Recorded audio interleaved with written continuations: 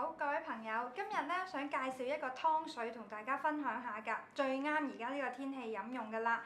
其實材料就非常之簡單，又平又好味。咁我哋咧買2斤老黃瓜啦，跟住買2條粟米。咁另外咧可以落1斤嘅豬展，或者咧再加1斤嘅西施骨。咁蜜棗咧我哋可以落4至5粒啦。赤小豆我哋落2兩，白扁豆我哋亦都落2兩。另外咧2片薑，1塊陳皮。咁其實煮亦都好簡單嘅，我哋首先咧將所有嘢洗乾淨啦，咁瘦肉同埋骨咧切好之後咧，就請你飛一飛水，去一去啲油脂。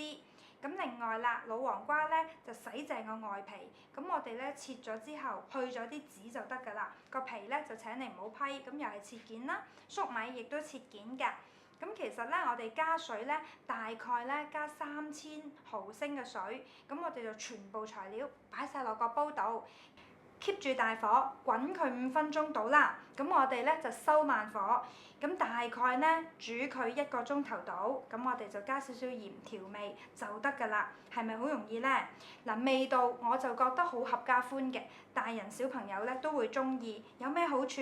嗱，我哋大家都知道夏天要飲冬瓜水啦，但其實都冇忘記老黃瓜都係非常之好㗎。佢咧就冇咁寒涼，咁所以你屋企有老人家，又或者小朋友都啱嘅。咁又或者咧，有啲人唔係咁受得涼㗎，咁亦都啱㗎。